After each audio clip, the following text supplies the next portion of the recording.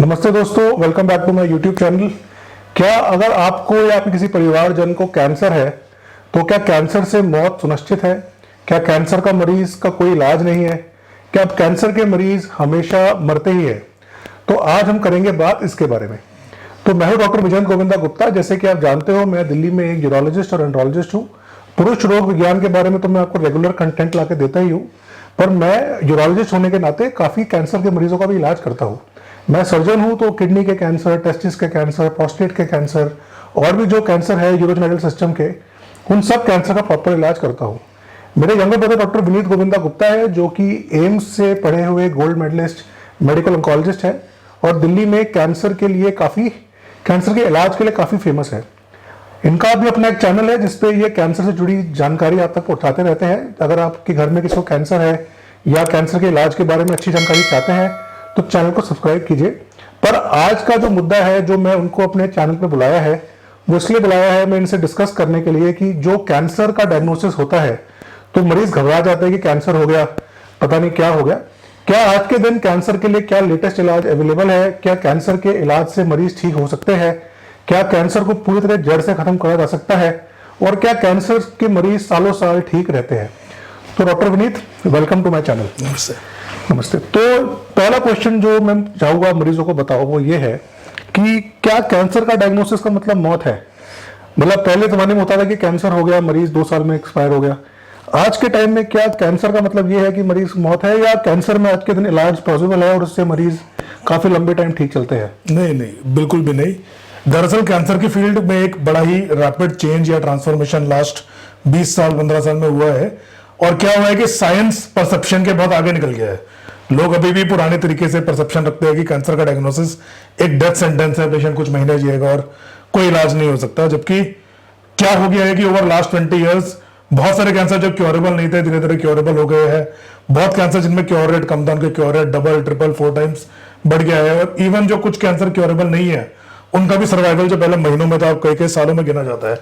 आपने भी अपनी फील्ड में देखा होगा कि बहुत सारे कैंसर जिनका पहले सर्जरी नहीं होता था, आजकल उनका सर्जरी पॉसिबल है, उनमें लंबा सर्वाइवल पॉसिबल है। तो पेशेंट को सबसे पहले तो ये चीज जानना बहुत जरूरी है कि कैंसर एक क्योरेबल डिजीज है और मेजॉरिटी ऑफ पेशेंट्स में इस बीमारी का जड़ से इलाज किया जा सकता है। तो मतलब मेरी जो समझ है, मैं तो पेशेंट्स को बोलता ही हूँ, प्रोस्टेट कैंसर के मरीज आते हैं कि डॉक्टर साहब प्रोस्टेट कैंसर मिल गया, अब तो मतलब बच्चों की शादी कर पाऊंगा नहीं कर पाऊंगा, क्या मैं अपने घर के सारे काम कर पाऊंगा नहीं कर पाऊंगा? तो मैं उन्हें बोलता हूँ कि जी 10-15 साल तो कुछ नहीं है, अब 15-20 साल आराम से निकालोगे, प्रॉपर इलाज कराओ। तो जो मैं मरीजों को बोलता हूँ 15-20 साल आप आराम से निकालोगे, क्या ऐसा पॉसिबल है? नहीं, ये बिल्कुल ट्रू बात है। इनफैक्ट ज्यादातर कैंसर में आजकल लॉन्ग टर्म सर्वाइवल एक पॉसिबिलिटी है और लॉन्गेविटी बड़ी कॉमनली दी जाती है। फॉर एग्जांपल प्रोस्टेट कैंसर जैसे आपने एग्जांपल दिया, उनमें तो मेजॉरिटी ऑफ केसेस में यही होता है कि बीमारी को पूरी तरह जड़ से खत्म कर दिया जाता है और भगवान ने जो पेशेंट को नेचुरल लाइफ दी है, पेशेंट अपनी पूरी लाइफ कंप्लीट कर सकता है और नॉर्मल अपनी लाइफ जी सकता है।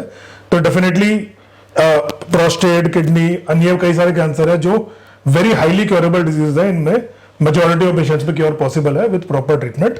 तो जैसे आप बार बार वर्ड यूज करते हो क्योर, तो नॉर्मली हम कैंसर में क्योर की बात नहीं करते। हर कोई बोलता है कि कैंसर हो गया तो मरीज ने जाना ही है, अपने आखिरी काम कर लो, अपनी विल लिख लो, भाई बच्चों का सेटलमेंट कर लो। तो क्योर तो हम समझते हैं ऐसे कोई खांसी जुकाम है कि भाई बंदा ठीक हो गया।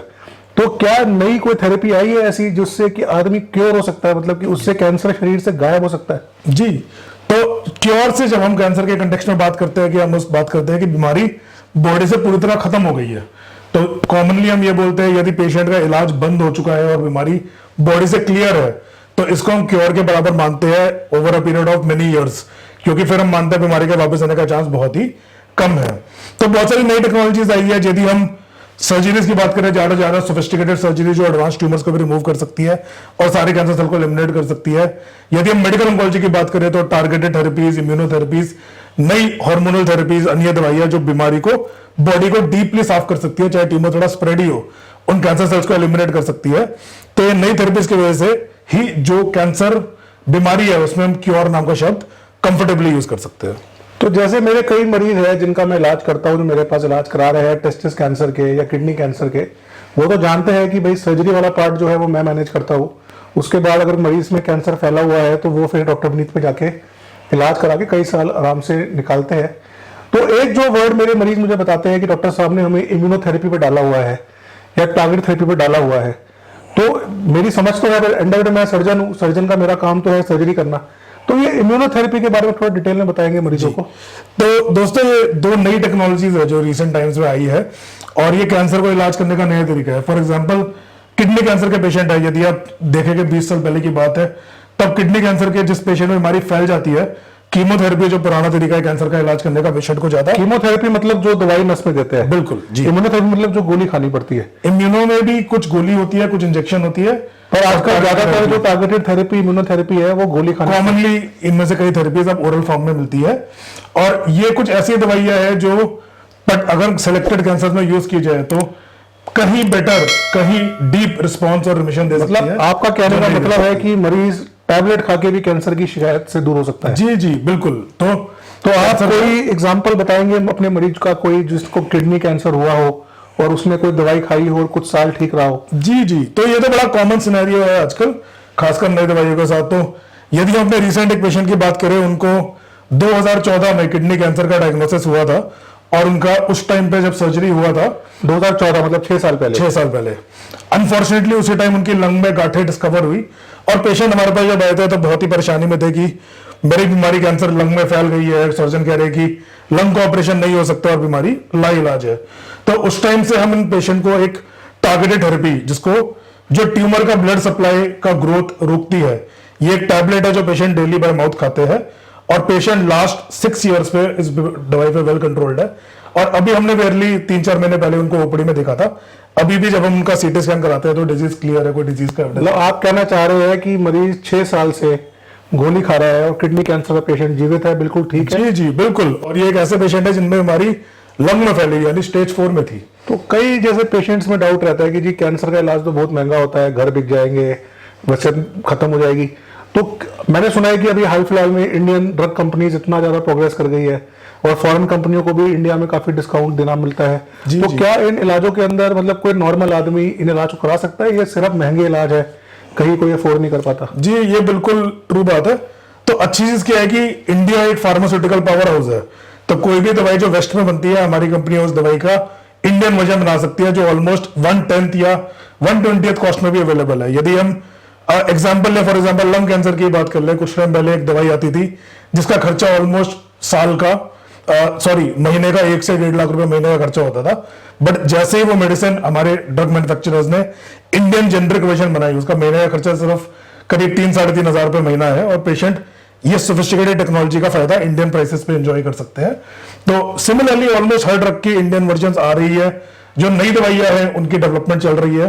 तो मोस्ट ऑफ द टाइम ये थेरेपीज हमारे पेशेंट के लिए अफोर्डेबल भी होती है। तो जो आज मेरे को समझ में आया बात, मतलब मैं तो कैंसर का ट्रीटमेंट करता हूँ सर्जिकली, पर मैं धीरे धीरे जैसे अपने ब्रदर की प्रैक्टिस देखता हूँ मरीज ठीक है, काफी सालों से आ रहे हैं। तो मुझे जो समझ में आया, जो आज का संदेश आप तक है, वो ये है कि अगर आपके अंदर कैंसर का डायग्नोसिस हुआ है तो डरे मत, उसका प्रॉपर इलाज कराए। प्रॉपर इलाज कराएंगे तो आपको प्रॉपर ट्रीटमेंट मिलेगा। ट्रीटमेंट आज के दिन रेवोल्यूशनरी हो गया है, पुरानी तरह की जमाने खत्म हो गए हैं। ओरल थेरेपीज है, टारगेटेड थेरेपीज है, इनके बारे में और डिटेल के साथ मैं अपने आगे आने वाले वीडियोस में आऊंगा। हमारे चैनल पे डॉक्टर विनीत अब फ्रिक्वेंटली आएंगे, आपको किडनी और यूरोलॉजी रिलेटेड कैंसर्स की ट्रीटमेंट और उनके बारे में, नई दवाइयों के बारे में अवगत कराएंगे।